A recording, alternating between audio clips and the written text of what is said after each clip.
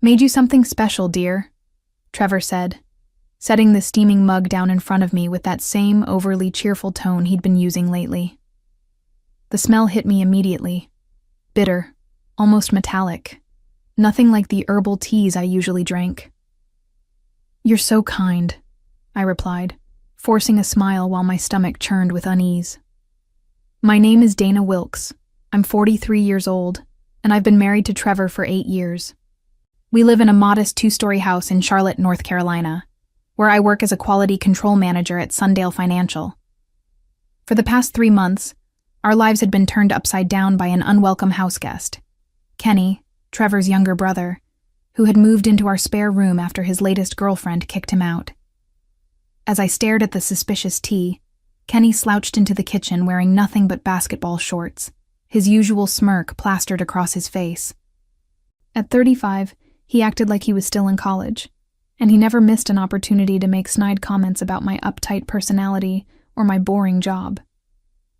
"Morning, Dana," he drawled, grabbing a mug from the cabinet. "Still drinking that fancy health crap, I see." Trevor quickly poured Kenny a cup from the same pot he'd used for mine, his movements slightly hurried. Something about his behavior felt off, but I couldn't quite place what. "Actually, I made this blend special for Dana," Trevor said, avoiding eye contact with me. "It's supposed to help with stress." The way he emphasized the word made my skin crawl. I'd been dealing with increasing anxiety lately, mostly due to Kenny's constant presence and Trevor's growing distance from me. But this tea smelled nothing like any stress relief remedy I'd ever encountered. Kenny plopped down at the kitchen island next to me, his usual spot for making commentary about everything I did. "Stress, huh? Maybe if you loosened up a little, you wouldn't need magic potions." I bit my tongue, as I'd learned to do over the past few months. Fighting with Kenny only made Trevor defensive of his brother, and I was tired of being painted as the villain in my own home. As Trevor turned to put the teapot back on the stove, I made a split-second decision. With practiced stealth, I quietly slid my mug closer to Kenny's spot while sliding his toward mine. "Oops, mix them up," I said sweetly, handing Kenny the cup that had originally been intended for me. He shrugged and took a long gulp, as if it were soda rather than hot tea. "Tastes weird," he muttered, but continued drinking. I watched him carefully, noting how Trevor's shoulders tensed when he turned back around and saw Kenny with my cup. The tension in the kitchen was palpable as I sipped from Kenny's original cup, plain black tea with nothing suspicious about it. Trevor kept glancing between Kenny and me, his jaw clenched in a way I recognized as barely controlled panic. Our marriage hadn't always been this strained. When we first met at a company mixer 5 years ago, Trevor worked as an accountant at Driftline Construction, and he seemed genuinely interested in my career and ambitions. He'd listened to my stories about catching financial discrepancies at work, praising my attention to detail and analytical mind. Back then, he called those qualities amazing rather than obsessive. Things began changing about a year ago when Trevor lost his job due to company downsizing.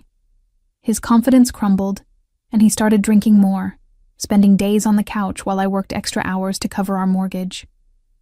When Kenny showed up 3 months ago, claiming he needed just a few weeks to get back on his feet, Trevor welcomed him with open arms despite my protests. Kenny had always resented me, probably because I refused to tolerate his juvenile behavior the way everyone else in Trevor's family did.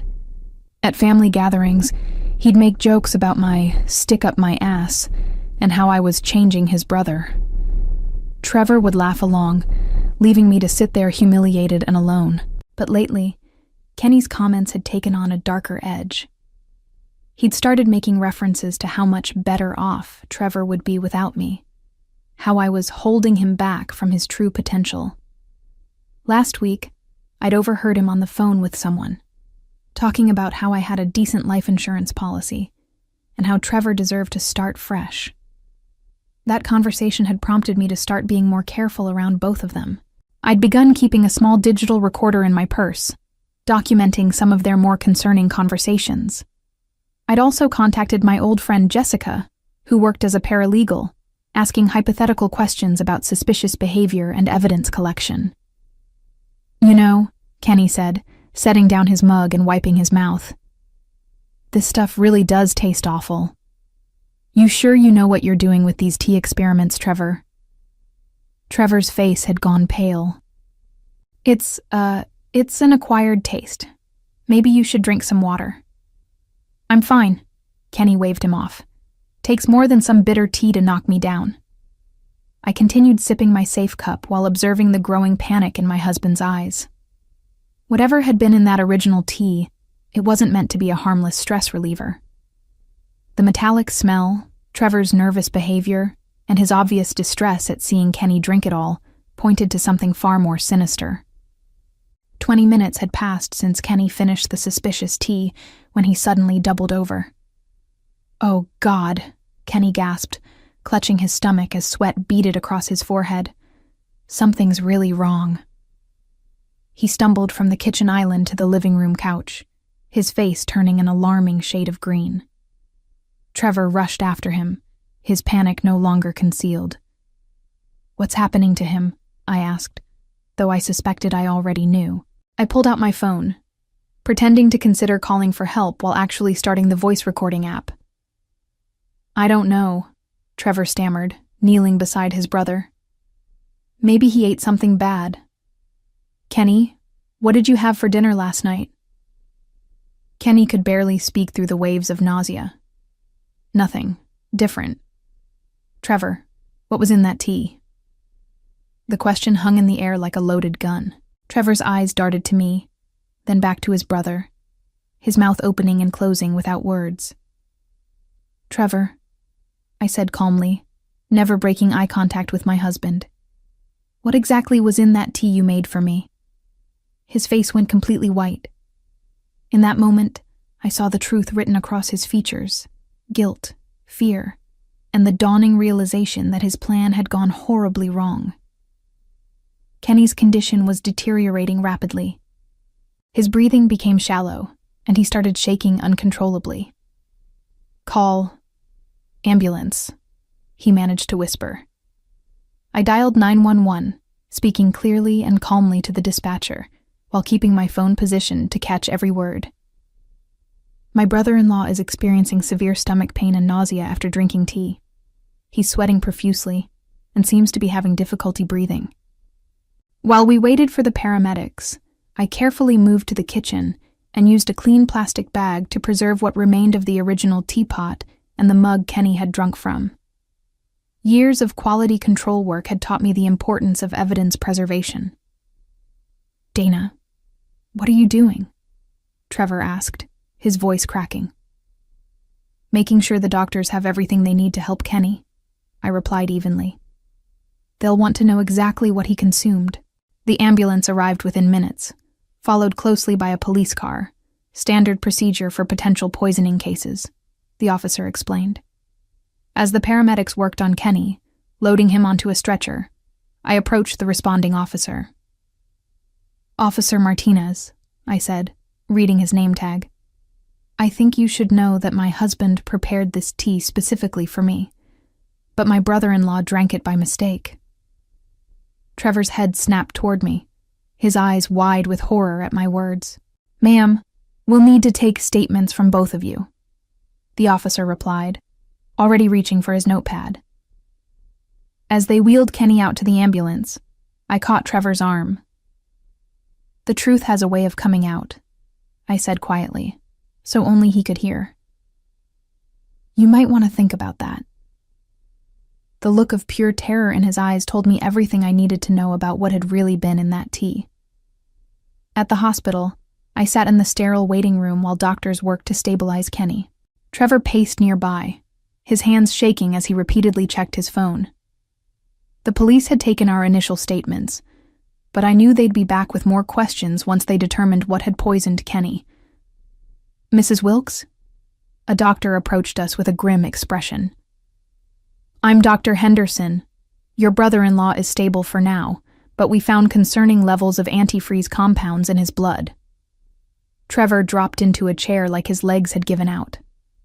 "Antifreeze, ethylene glycol, was a particularly insidious poison. It initially tasted sweet, which would explain why Kenny had been able to drink the entire cup despite complaining about the bitterness.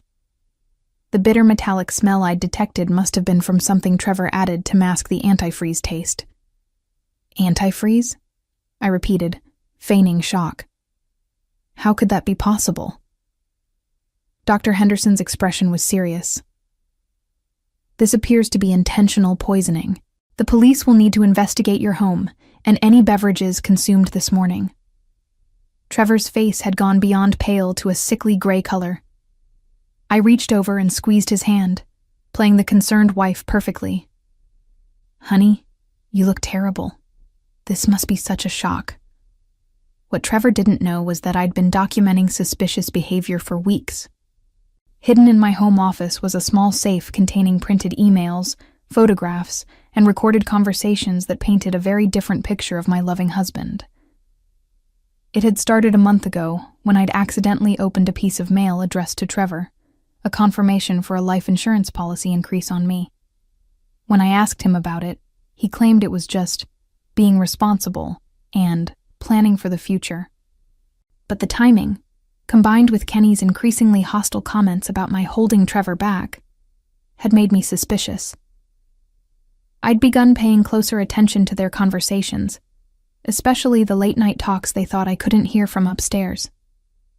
Using a baby monitor app on my phone, I'd recorded several disturbing exchanges where they discussed how my death would solve Trevor's financial problems and free him from our miserable marriage. The most damning recording was from just 3 days ago, when Kenny had joked about how accidents happen all the time, and Trevor had responded that he just needed the right opportunity. They'd laughed about it, as if planning my murder was some kind of twisted bonding activity. Mr. and Mrs. Wilkes? Detective Sarah Cross approached us, introducing herself as the lead investigator. We'll need to search your home and collect any beverages or containers that might be relevant to this case. Of course, I said immediately. We want to help in any way we can. This is just so frightening. The idea that someone could have poisoned Kenny in our own home. Trevor remained silent, staring at the floor. Mr. Wilkes, Detective Cross addressed him directly. I understand you prepared the tea that your brother consumed? Yes, but it wasn't meant for him, Trevor stammered. I made it for Dana, but somehow the cups got mixed up. The detective's eyebrows raised slightly. So you're saying this poison was intended for your wife? I watched Trevor realize his mistake, how his attempt to deflect suspicion had actually made things worse for him. No. I don't know how the antifreeze got in there. Maybe someone broke into our house, or maybe it was contaminated somehow. His story was falling apart in real time, and we all knew it. Detective Cross took detailed notes while I maintained my shocked and confused expression. Mrs. Wilkes, did you notice anything unusual about the tea when your husband served it to you? Actually, yes, I said thoughtfully. It smelled odd, metallic, not like any tea I'd had before. That's why I was hesitant to drink it. The search of our home yielded exactly what I'd expected it would. Detective Cross and her team found the antifreeze container in Trevor's workshop, with his fingerprints clearly visible on the cap. They also discovered internet search history on his laptop detailing ethylene glycol poisoning symptoms and detection methods. But what they didn't find was the evidence I'd been carefully collecting for weeks. Mrs. Wilkes, would you mind coming to the station to give a more detailed statement? Detective Cross asked as the search concluded. Absolutely. I want to help however I can, I replied, grabbing my purse, the one containing my digital recorder and the key to my office safe. At the police station, I sat across from Detective Cross in a small interview room, my hands folded calmly in my lap. I need to be completely honest with you, I began, my voice trembling just enough to suggest emotional distress. I've been worried about my safety for weeks now. Detective Cross leaned forward, her attention fully focused. My husband has been acting strangely since he lost his job, and his brother Kenny has been living with us, making these awful comments about how I'm ruining Trevor's life. Last week I overheard them talking about my life insurance policy. I paused, letting that information sink in before continuing. I was scared, so I started recording some of their conversations. I know it sounds paranoid, but after this morning, I think my instincts were right. I pulled out my phone and played the recording from 3 days ago. Kenny's voice filled the room. Accidents happen all the time, you know. People drink the wrong things, slip and fall, all kinds of unfortunate events. Trevor's response was even more damning. I just need the right opportunity, something that looks natural. Detective Cross's expression grew increasingly serious as she listened to more recordings. In one, Kenny suggested that my accident should happen soon, because he was tired of living in this depressing house with that uptight witch. In another, Trevor complained about how my controlling nature was preventing him from accessing our joint savings account to pay Kenny's debts. There's more, I said quietly, producing a key from my purse. I've been keeping copies of emails and documents in a safe at home. I was planning to talk to a lawyer next week, but after what happened to Kenny... The detective's eyes widened as I explained about the life insurance policy increase, the suspicious online purchases on Trevor's credit card, and the pattern of escalating verbal abuse that had made me fear for my safety. "Why didn't you come to us sooner?" she asked. "I wasn't sure anyone would believe me," I admitted. Kenny can be very charming when he wants to be, and Trevor had everyone convinced that I was just being paranoid because of work stress. I thought I needed more evidence before I could prove what they were planning. Detective Cross studied me carefully. "Mrs. Wilkes, you realize that if your husband intended to poison you and your brother-in-law drank it instead, that's attempted murder?" "I understand," I said, my voice barely above a whisper. "I just can't believe the man I married could actually try to kill me. But the evidence speaks for itself." What the detective didn't need to know was how carefully I'd orchestrated this entire scenario. How I'd deliberately mentioned Trevor's special tea routine to Kenny the night before, knowing his competitive nature would make him want to try whatever was too good for him. How I'd practiced switching the cups until I could do it seamlessly. Sometimes the best revenge was simply letting someone's own evil plans destroy them.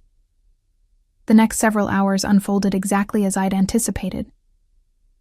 Detective Cross retrieved the evidence from my home safe, including emails between Trevor and Kenny discussing getting rid of the problem and researching undetectable poisons. The digital paper trail was extensive and damning. Trevor was arrested that evening at the hospital, where he'd been maintaining his vigil beside Kenny's bed. Not out of brotherly love, but out of fear that Kenny might wake up and implicate him. The irony wasn't lost on me that his attempt to appear caring had actually made him look more suspicious. "Mrs. Wilkes," Detective Cross called me with an update the following morning. "Your brother-in-law regained consciousness overnight. He's corroborating your account of events and has provided additional information about your husband's plans." It seemed that Kenny, faced with the reality of nearly dying, had decided to save himself by confessing everything. He admitted to pressuring Trevor to do something about me, claiming that my controlling behavior and financial management were preventing Trevor from lending him money for his mounting debts. According to Kenny's statement, they had originally planned to make my death look like an accident. But Trevor had grown impatient when I started questioning the increased life insurance policy. The antifreeze poisoning was meant to appear like I'd accidentally consumed contaminated tea, a tragic mishap that would leave Trevor a grieving widower with a substantial insurance payout. "There's something else," Detective Cross continued. "We found additional evidence in your husband's workshop. It appears this wasn't his first attempt to harm you." My blood ran cold despite knowing I should be safe now. "What do you mean?"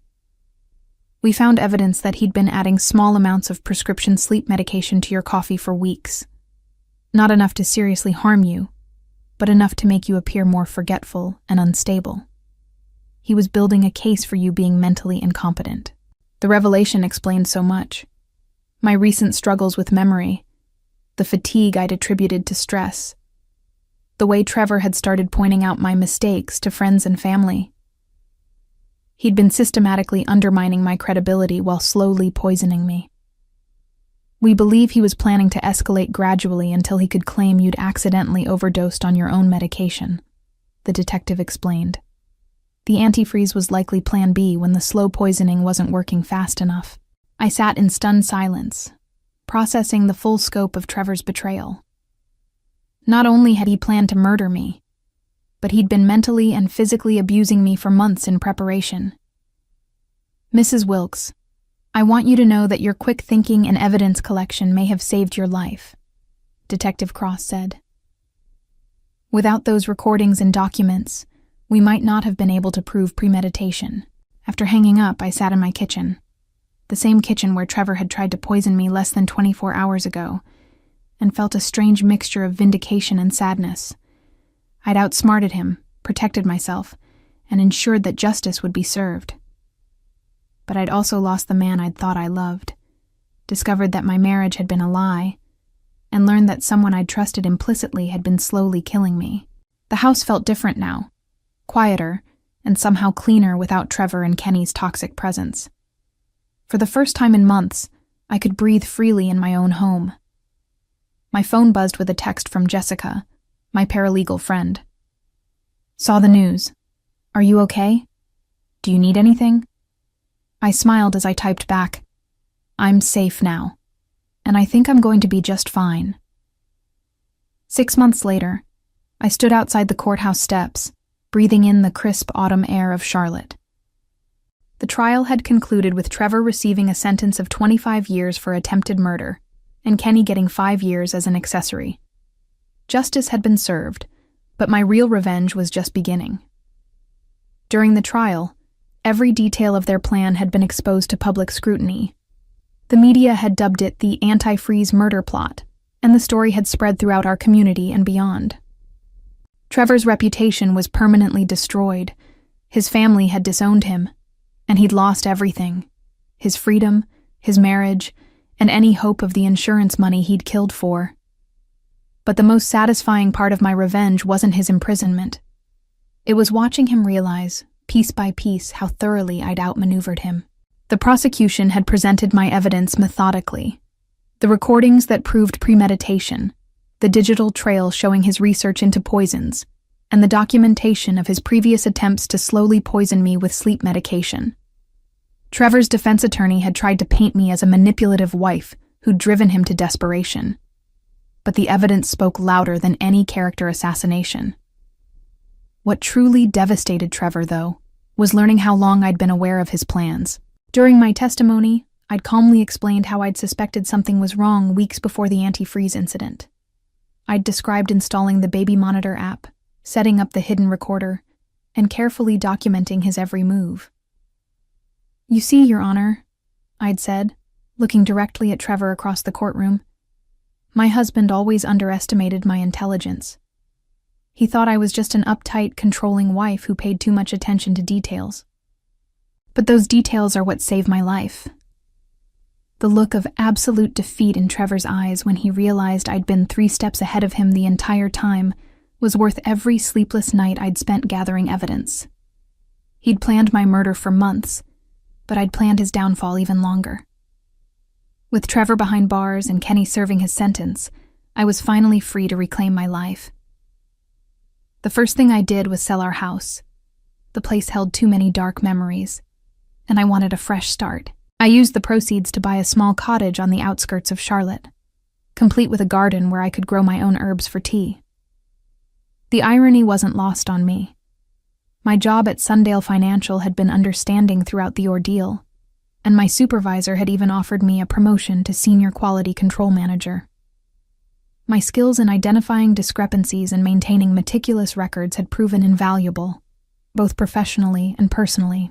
I'd also started volunteering with a local domestic violence organization, helping other women recognize the warning signs of abuse that I'd initially missed. Many of them were surprised to learn that poison was more common in domestic violence cases than people realized, and that emotional manipulation often preceded physical harm. The thing about abusers, I'd tell the women in our support group, is that they always underestimate their victims. They think we're too weak, too trusting, or too scared to fight back. But sometimes, the best defense is letting them defeat themselves. My story had become something of a local legend. The quality control manager who'd applied her professional skills to catch her would-be murderer. Several women had reached out to thank me for showing them that they weren't powerless, that careful planning and documentation could protect them from dangerous partners. The cottage felt like a sanctuary after years of walking on eggshells around Trevor and Kenny. I could drink my morning tea without fear, work in my garden without looking over my shoulder, and sleep peacefully knowing that the only person who could hurt me now was safely locked away.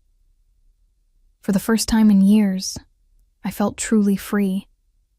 And I had ensured that Trevor would spend decades regretting the day he'd underestimated Dana Wilkes. As I tend to my herb garden now, brewing my own safe blends each morning, I often reflect on how my methodical nature, the very trait Trevor found so insufferable, became the weapon that destroyed his evil plans and secured my freedom.